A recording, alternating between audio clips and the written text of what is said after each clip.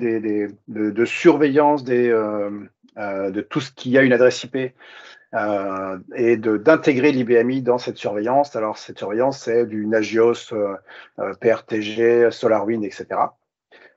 Et de faire entrer l'IBMI dans le jeu de cette surveillance-là. Et le troisième que je présenterai à 11 h, Recover4eye, qui permet en cas de crash et sur des systèmes qui n'ont pas de disponibilité, permet de récupérer les données de la journée sans être obligé de repartir des données de la sauvegarde de la veille. Merci Pascal. Excuse-moi Pascal, je voulais simplement dire, je t'interromps pour dire à tout le monde que nous allons enregistrer cette présentation. Donc d'abord, ça vous permettra de la revoir ultérieurement. On sera découpé en 3 morceaux. Et je dois, pour des raisons de confidentialité et de vous prévenir de cet enregistrement. Voilà, excuse-moi pour cette interrupte. Merci. C'est rien. Voilà, donc M80 a été créé il y a 9 ans. On a déjà un peu plus de 250 clients. Je crois même qu'on doit atteindre les 270 bientôt, avec pas loin de 1000 partitions installées. Et on travaille dans 21 pays dans le monde, principalement en Europe, mais dans le monde, puisqu'on a aussi des clients et des partenaires aux États-Unis, en Uruguay et en Argentine, et grâce à 38 partenaires, dont ACMI fait partie depuis longtemps maintenant. Donc Flash4eye, allons-y. Pour présenter Flash4eye, je vais commencer et je vais plutôt partir sur l'optique de me mettre à votre place, donc me mettre à la place d'une société, une entreprise qui a des besoins, qui utilise un IBMI et qui a un certain nombre de contraintes. Donc, je vais mettre à la place de l'entreprise M et je vais vous montrer une photo de moi. Là, vous me voyez tel que je suis aujourd'hui, mais normalement, voilà comment je suis habillé. Donc, ça, c'est moi dans l'entreprise M. Cette entreprise M, on est spécialisé dans la fabrication de tuyaux, de robinetterie, etc. Et en 2005, on avait un bureau et une usine en France. On utilisait un logiciel maison qui tournait sur IBMI avec un Power 5 et notre base de données faisait aux alentours de 250 gigas, ce qui était bien. En 2015, on a eu des nouveaux bureaux et on s'est étendu aux États-Unis, des bureaux et un entrepôt à Atlanta. Et on a commencé à travailler sur un ERP qui intégrait des photos, des vidéos, et donc la base de données est passée, tout compris, à 700 gigas sur un Power 8 qu'on avait à l'époque. Et puis en 2023, cette année, on est enfin passé aux commandes par Internet. Il y a de plus en plus de photos et de vidéos, et on est sur un Power 9 avec la base de données qui utilise maintenant 3 Tera. Il y a une explosion de données qui est phénoménale. Ça, je suppose que vous le vivez tous assez régulièrement. Du coup, le planning de travaux qu'on avait à l'époque, eh bien, en 2005, on avait la plage horaire pour les bureaux de 8 h à 18 h pour l'usine. Et puis, là, il y a les batchs et il y avait une sauvegarde avant batch et une sauvegarde après batch, la semaine, le week-end et une Save 21 qui durait un peu moins de 3 heures le week-end. Aujourd'hui, en 2023, alors non, ça nous permettait d'avoir tout ça, donc ça, c'est ce que je viens de dire. Aujourd'hui, en 2023, eh bien, le planning s'est un peu chargé et il y a les bureaux aux États-Unis qui empiètent maintenant à cause du décalage horaire jusqu'à près d'1 h du matin, l'entrepôt aux USA qui vient jusqu'à 4 h du matin. Et puis vous voyez qu'ici, on a l'accès à Internet qui nous prend du temps et qu'on arrête quand même pendant le temps des sauvegardes. Et ces sauvegardes qui se sont allongées, qui durent maintenant 3 heures au quotidien et 6 heures pour la Save 21. Et il n'y a plus de place pour mettre une sauvegarde avant les batchs. Bon. Je pense que tout le monde est conscient et a le même genre de problématique. Et en plus, nos sauvegardes empiètent sur quelques heures de travail dans la semaine. Et bien sûr, il n'y a toujours pas de connexion Internet pendant les sauvegardes. Donc, c'est un certain nombre de problèmes à régler qui sont venus petit à petit, mais maintenant, il faut s'y attaquer quand même. De plus, j'ai un certain nombre de demandes de services des ventes qui nous demandent que l'accès Internet soit fait 24 heures sur 24, 7 jours sur 7. Je le sentais venir. Je le craignais un peu, mais voilà. Le département d'analytique qui a besoin de créer un nouveau modèle tous les jours et qui veut accéder à la base de données pendant au moins 1 heure sans qu'il y ait de manipulation sur la base de données. Ça va être difficile. Et le service de sécurité qui nous dit que plus aucun développeur ou testeur ne doit être sur la partition de production. Donc même en cas de bug inopiné, inconnu comme ça, personne ne doit venir derrière le dos d'un utilisateur et tester des choses. Ils doivent se débrouiller autrement. Et puis, il me pose une question simple. Qu'est-ce qui se passe en cas d'attaque de ransomware? Il y a des tas de protections qui sont mises en œuvre, des antivirus, etc. Mais si on finit par être attaqué, qu'est-ce qui se passe côté IBM? Donc voilà, ça me donne pas mal de réflexions, pas mal de questions auxquelles il va falloir que je réponde. Donc, j'ai contacté mon business partner, ACMI, et vous voyez, malgré la voix de Benoît que vous avez entendue tout à l'heure, vous voyez qu'ACMI est plutôt joli quand même.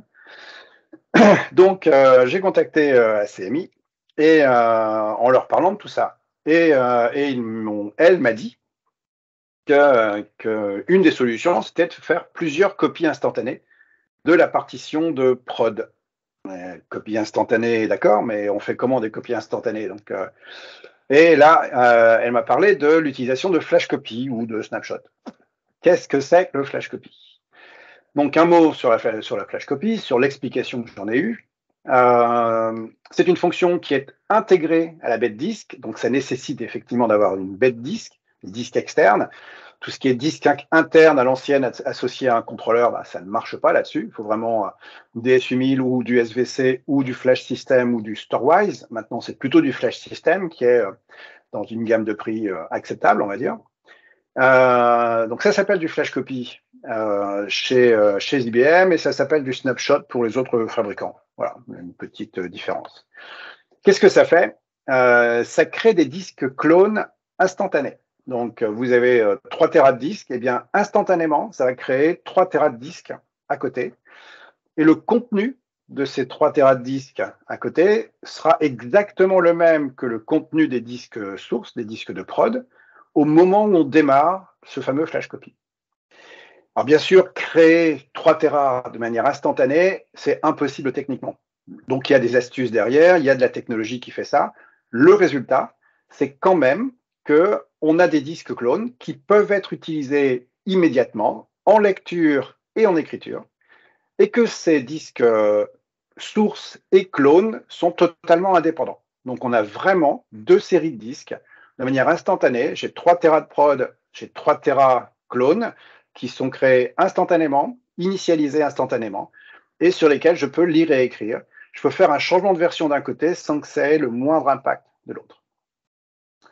Donc ça, c'est génial comme technologie. Donc effectivement, je commence à en voir l'intérêt.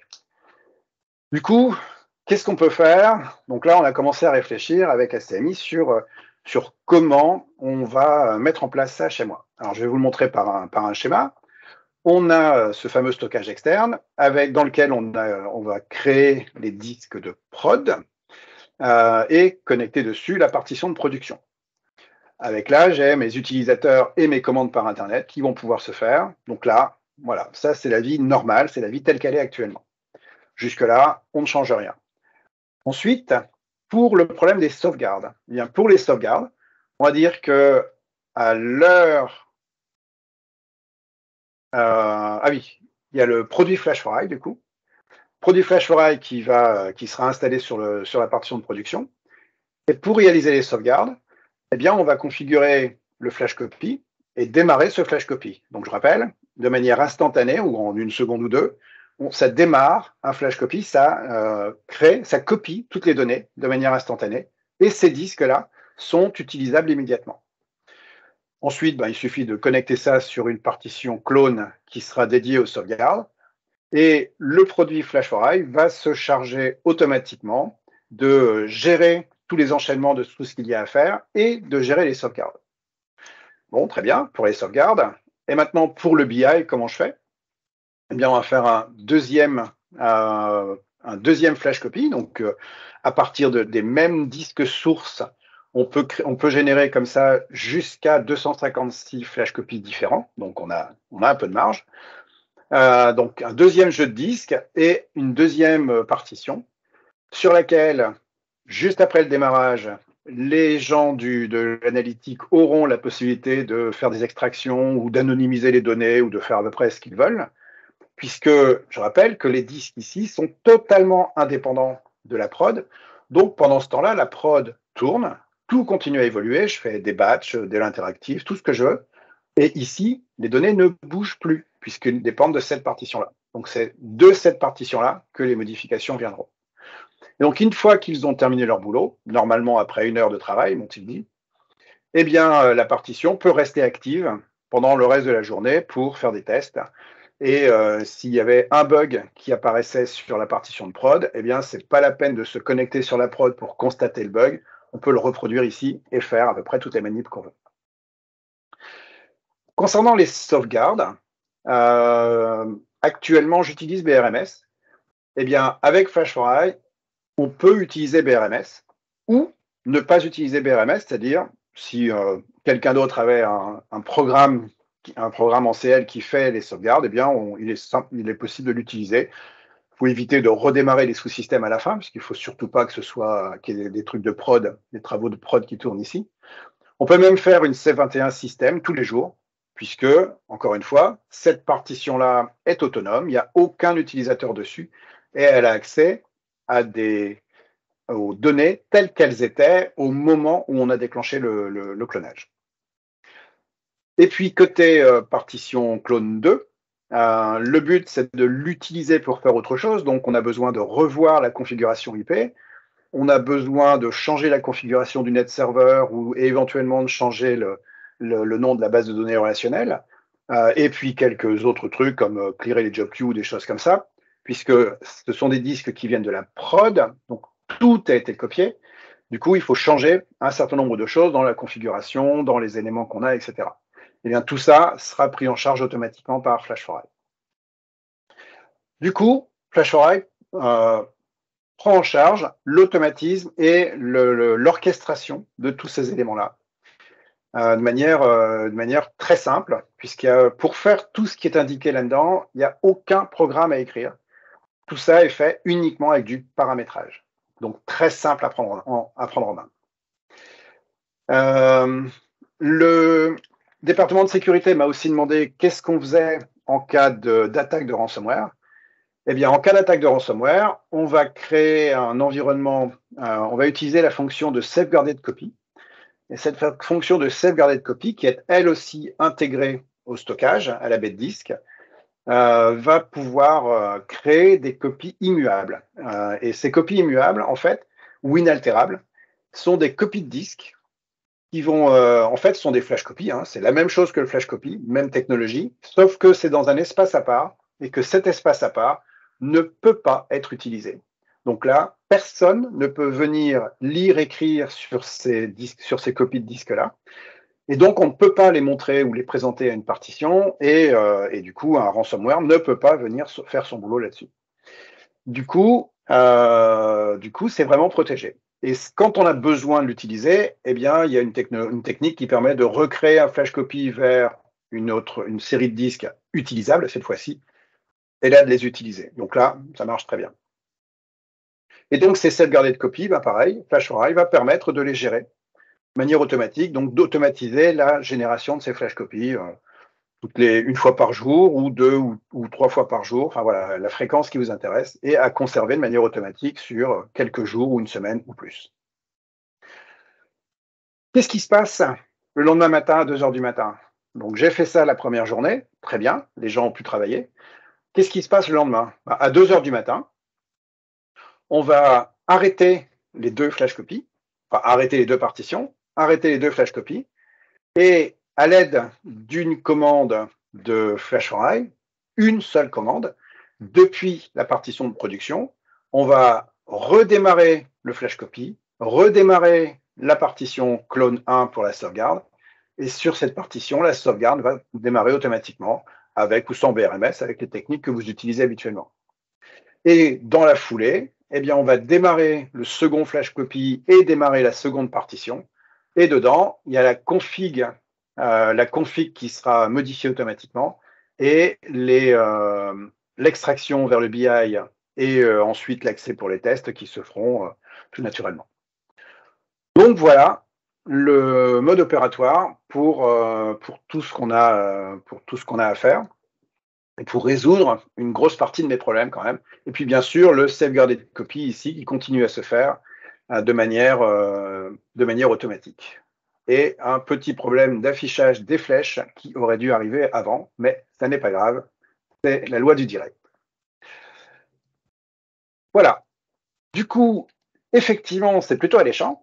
Ça me donne accès à pas mal de solutions, mais ça fait naître aussi beaucoup de questions.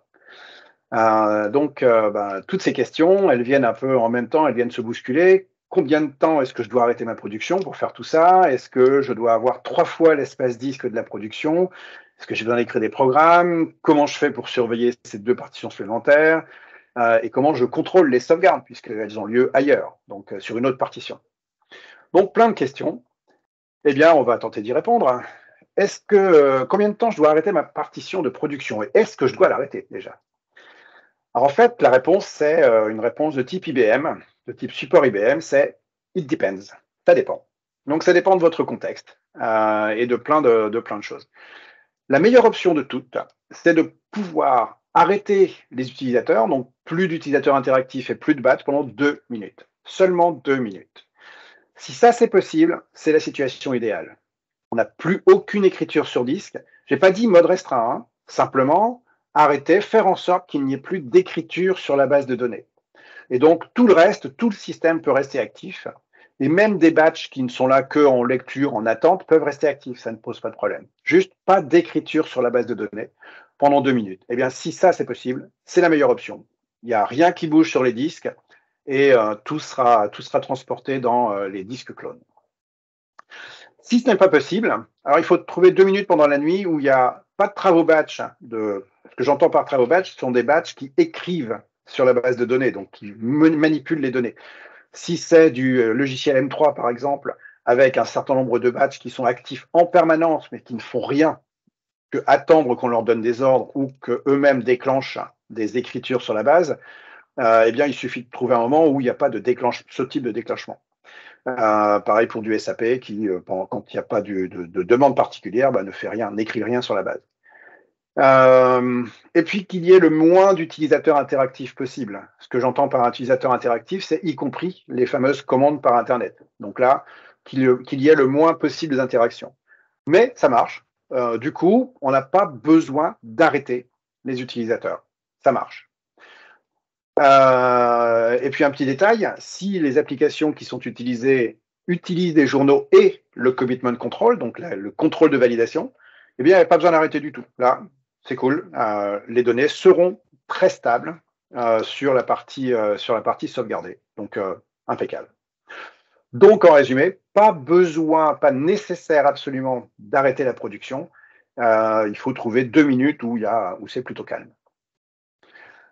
Côté espace disque, est-ce que j'ai besoin d'avoir 3 fois l'espace disque de production? Parce qu'on a vu qu'il y avait 3 partitions. Eh bien, là aussi, ça dépend. Si le but, c'est de faire une sauvegarde tous les jours, eh bien, on va utiliser le space efficient, alors il y a plusieurs termes, le scene provisioning, l'allocation dynamique, enfin voilà, des trucs comme ça. Donc, si le flash copy reste actif pendant 24 heures seulement, voilà, ça va occuper au bout des 24 heures entre 5 et 20% de l'espace disque d'origine, et c'est tout. Donc, on n'a pas besoin de multiplier par 3, il faut prévoir 20-25% de plus pour chacune des partitions si on l'arrête au bout de 24 heures. Tout ce qui est durée plus longue ou plus courte, etc., ça se calcule après. Mais voilà, pour une ordre d'idée pour les sauvegardes. Pour information, si la partition, par contre, c'est pour faire des tests sur la longue durée, de la recette ou des choses comme ça, et sur un mois, là, le mieux, c'est de considérer de doubler l'espace disque, effectivement. Ou sinon, si on utilise l'allocation dynamique, il faut compter entre 50 et 100% de l'espace disque d'origine. Donc là, sur une durée plus longue, il faut un peu plus de volume. Encore une fois, tout ça s'étudie plutôt au cas par cas. Est-ce que je dois écrire des programmes? Eh bien non. il y a juste, alors il y a plein d'endroits où il est possible de mettre des spécifiques ou des exit programmes, mais pour utiliser les fonctions de base, et franchement, la grande majorité des utilisateurs de FlashForAI n'écrivent pas de programme, eh bien, il y a juste des commandes à utiliser. Sur la partition de production, quand je veux démarrer le flash copy ici, c'est la commande flclone avec un paramètre, qui est un nom d'environnement, et ce nom d'environnement contient toutes les définitions dont on a besoin pour tout réaliser, y compris la sauvegarde elle-même. Et ça va automatiquement déclencher la sauvegarde, pardon. Pour la deuxième, c'est un flclone BI, donc c'est aussi à faire tourner sur la partition de production. Et dessus, dans FlashForAI, il y a un type d'environnement new config dans lequel on donne aussi une autre définition qui dit tous les éléments qu'on veut modifier. Donc le net server, la table des hosts, etc. Et puis pour le sauvegarder copy, c'est une autre commande qu'on va lancer tous les jours, toutes les heures, à chaque fois qu'on veut déclencher une sauvegarder copy. Donc tout ça est uniquement un enchaînement de commandes, que vous mettez dans votre scheduler préféré. Comment surveiller les deux partitions supplémentaires? Eh bien, on n'a jamais besoin de se connecter directement sur la partition. FlashForAI va automatiquement rapatrier côté production tout un tas de logs, de fichiers, de messages, d'informations qui vont être stockés sur la prod, et donc il suffit de regarder les messages sur la prod. Et il y a moyen d'utiliser une commande checklog, FL checklog, qui indique s'il y a eu des erreurs ou pour aller chercher un message particulier. Donc, avec ça et un outil de monitoring comme Control4i, par exemple, que vous verrez dans une demi-heure, permet de surveiller ça. Et puis, il y a une option qui permet d'envoyer des emails à chaque fois qu'il y a une erreur ou un changement d'état. Donc, en fait, on n'a pas besoin pour l'exploitation quotidienne de se connecter dessus, sur les partitions clones. Tout se passe ici. Et mes sauvegardes alors? Les sauvegardes, comment est-ce que je les vérifie? Alors déjà, il y a le fameux log interne, celui dont je parlais juste avant, qui indique que les sauvegardes se sont bien passées ou mal passées. Et dans tous les cas, si c'est du BRMS, donc voilà, on envoie de manière automatique un log interne et l'historique du système, le DSP log de la partition clone. Donc en entrant dans la fonction qui permet dans FlashForAI de voir ces messages, on peut avoir tous les messages depuis l'IPL jusqu'à la sauvegarde et jusqu'à la fin de la sauvegarde. Et puis il y a la job log du travail qui a réalisé la sauvegarde qu'on retrouvera côté prod. Et si vous utilisez BRMS, eh bien, toutes les données de BRMS sont automatiquement envoyées vers la prod et restaurées. Et donc, il suffit d'utiliser les commandes classiques de BRMS sur la prod. Tout se passe comme si les sauvegardes avaient été faites en local, directement. Et si vous utilisez un programme spécifique, eh bien, si vous avez des sorties sur fichiers qui sont faites, il y a des commandes qui permettent d'envoyer ces fichiers vers la prod. Et du coup, vous les récupérez sur la prod comme si de rien n'était. Donc, vos vérifications de sauvegarde, c'est comme d'habitude sur la prod, même si elles se sont passées physiquement ailleurs. Bon, c'est merveilleux, du coup, on est content. Mon ami états-unien que je ne vous ai pas présenté tout à l'heure, Luigi et moi. Donc, on est super content. Tout se passe bien. Et puis, on n'est pas les seuls à être contents. ACMI est super content. Et le responsable de sécurité, lui, n'est jamais content de toute façon. Donc, mais il a un petit sourire quand même. Donc, tout se passe bien. Et donc, pour aller plus loin, dans le PDF que vous allez recevoir, il y a quelques éléments, quelques copies d'écran, mais je vais vous les faire en live, là. Je vais prendre quelques minutes pour le faire. Donc, le produit FlashForAI est constitué au moins avec un menu. Je précise que c'est du 5250, c'est du mode texte. Le but, c'est d'avoir un produit qui soit stable, qui marche bien, qui donne du résultat avec une majorité de résultats de type automatique. Donc, il n'y a pas d'interface graphique. Pour l'instant, en tout cas. Il y en aura peut-être un jour, mais pour l'instant, il n'y a pas d'interface graphique. Le but, c'est que ça marche bien et que ce soit stable. Ce menu initial, on a ici les commandes de retour d'informations. Donc, pour l'exploitation, tout se passe là. Et si je vais regarder ce qui s'est passé dans mon historique de clonage, eh bien, j'ai ici la liste des noms d'environnement. Vous vous souvenez, un environnement, c'est ce qui contient toutes les définitions, toutes les informations dont on a besoin. Je vous le montrerai rapidement tout à l'heure. et avec des sauvegardes qui ont lieu tous les jours à 2 heures du matin. Il y a eu une petite coupure ici ces derniers jours à cause notre machine de démon, on ne la surveille pas, hein, à cause d'un travail bloqué dans Kubatch. Donc j'en ai relancé une ce matin. Vous voyez là qu'il y a une sauvegarde BRMS en cours. Il y a 33 messages. D'habitude, il y en a un peu plus une fois que tout est terminé. Là, il y a eu des erreurs. Ça se voit tout de suite. Et ça, c'est le temps de la commande FL clone. 2 minutes sur la prod, sur une machine, sur une partition qui a très très peu de puissance et qui en plus fait autre chose à ce moment-là. Ça, c'est la durée de l'IPL de la partition clone. Et puis ça, c'est la durée de la sauvegarde. Et la partition reste active pendant 48 heures, puisqu'on a 2 partitions, en fait. On tourne avec 2 partitions l'une après l'autre. Et on a un état, on a notre fameux log interne qui possède des messages qui soit ont été générés sur la partition de prod, donc localement, soit ont été générés sur la partition clone, donc à distance. On voit que là, il y a le début de la sauvegarde de BRMS, tout à l'heure à 8h53 et qu'elle n'est pas finie encore. On a le log système qui est rapatrié. On voit que la sauvegarde est en cours là maintenant. Et voilà les bibliothèques qui ont été sauvegardées.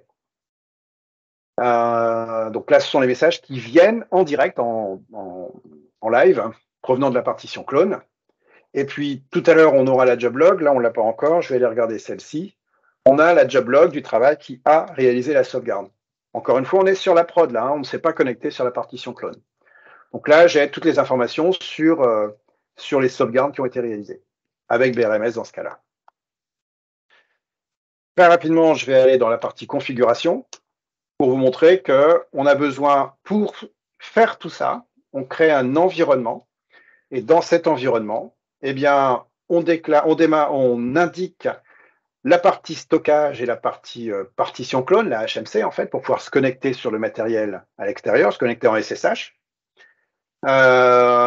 On flush la mémoire, donc on fait en sorte que tout ce qui est actif en mémoire soit bien copié sur disque. Puis on donne les caractéristiques IP de la partition clone pour qu'elle puisse communiquer. Et on indique qu'est-ce qui sera fait. Donc, par exemple, une sauvegarde avec VRMS en donnant le nom du groupe de contrôle à utiliser et quelques paramètres. Mais on peut aussi appeler son propre programme de sauvegarde. Je ne suis pas en modif là, je ne peux pas vous le montrer, mais si je mets étoile save, il me demande là le nom du programme à exécuter. Ou une save 21, et il me demande quelle est la bande ou la bande de texte sur laquelle je dois faire la save 21, et tout sera fait automatiquement. Et puis, il y a quelques paramètres derrière. On peut mettre des exit programmes quand même si on a besoin. Il y a quelques paramètres supplémentaires. Voilà dans les grandes lignes comment fonctionne ce produit. Je vais revenir sur le PowerPoint pour préciser quelques éléments particuliers. On peut faire des configs un petit peu différentes en faisant du flash copy en cascade. Ça veut dire quoi en cascade? Ça veut dire qu'on a la partition de prod et nos disques. On va faire une première partition de travail, donc un premier clonage sur lequel on va par exemple démarrer de l'anonymisation des données. Et une fois que c'est anonymisé, qu'on a fait toute la préparation et changer des données éventuellement, eh bien on va recloner cette partie-là. Et c'est cette troisième partition qui deviendra la partition de test. Si les testeurs ou les développeurs, au bout de 10 minutes, lancent un programme qui foire tout et qui était mal goupillé, c'est un test, normal, eh bien, il suffit d'arrêter cette partition-là, d'arrêter le flash copy, donc de revenir en arrière, et de recloner ce disque-là. Donc, c'est déjà anonymisé, ce sont les mêmes données, on refait le même test d'autres tests sur les mêmes données. C'est quand même bien pratique. Deuxième cas d'utilisation, avec 2 data centers de production et de secours. Ce que je vous ai expliqué jusqu'à maintenant, c'est Flash4i et du flash copy en local, sur la bête disque locale.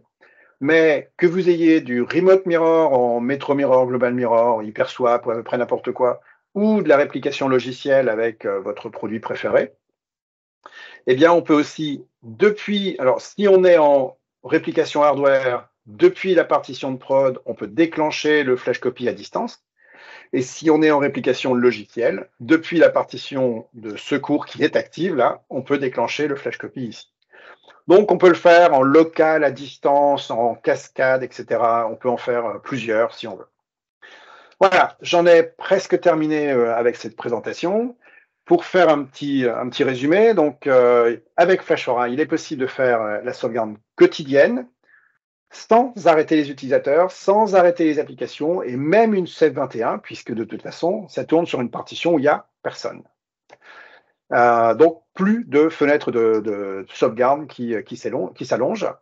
On peut actualiser les données d'une partition de test en quelques minutes, enfin faire en sorte que ça ne dure que quelques minutes, le temps de l'IPL plus 2-3 minutes de changement de config. Et on peut créer des copies immuables ou infalsifiables ou ce que vous voulez, en fait, des copies sur lesquelles on ne peut rien faire en cas d'attaque de ransomware pour pouvoir redémarrer rapidement. Voilà, j'en ai fini. Maintenant, si vous avez des questions, Benoît ou quelqu'un, si vous pouviez... enfin, Benoît, je te rends la main. Écoutez, là, merci à toi, merci Pascal. D'abord, merci pour avoir respecté le timing, c'est extraordinaire. Tu as même rattrapé un peu notre retard. Moi, j'appelle à tous les participants à poser une question maintenant. N'hésitez pas. Profitez de la présence de Pascal.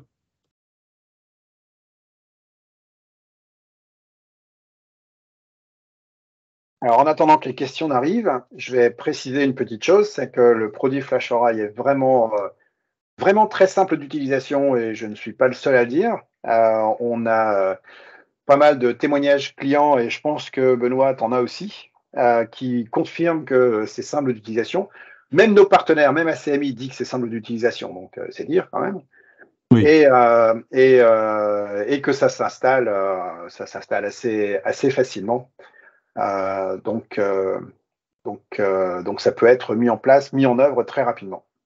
Alors moi je confirme effectivement, toutes les applications ne sont pas aussi simples. On a toute une série de consultants chez ACMI, on a une quinzaine d'experts IBMI et la formation de nos consultants à l'installation a été très rapide. Elle est faite, il y a eu une première installation faite conjointement. La logique du produit est bonne, donc ce qui fait que nous avons déjà installé FlashFory une vingtaine de fois par nous-mêmes. Donc on a plus de clients qui l'utilisent déjà, mais sachez que c'est un produit qui est particulièrement facile à mettre en œuvre. Un deuxième petit détail qui est un détail important, la licence est attachée uniquement à la production, à la partition qui émet le flash copy. Donc autrement dit, vous pouvez avoir une partition de production et derrière une vingtaine de partitions flash copiées, il n'y aura qu'une licence. Bon, alors donc si vous avez 4 partitions de production qui nécessitent de faire des flash copies, bien évidemment, il faudra faire un petit chiffrage. Le produit s'accompagne de quelques options qui sont très intéressantes. Tu en as parlé rapidement tout à l'heure. Donc, ça nécessite une petite configuration, mais rassurez-vous, rien de très compliqué. Voilà, moi je crois que l'objectif est atteint, une présentation de ce que fait le produit, ce qu'il permet de vous faire, d'activer.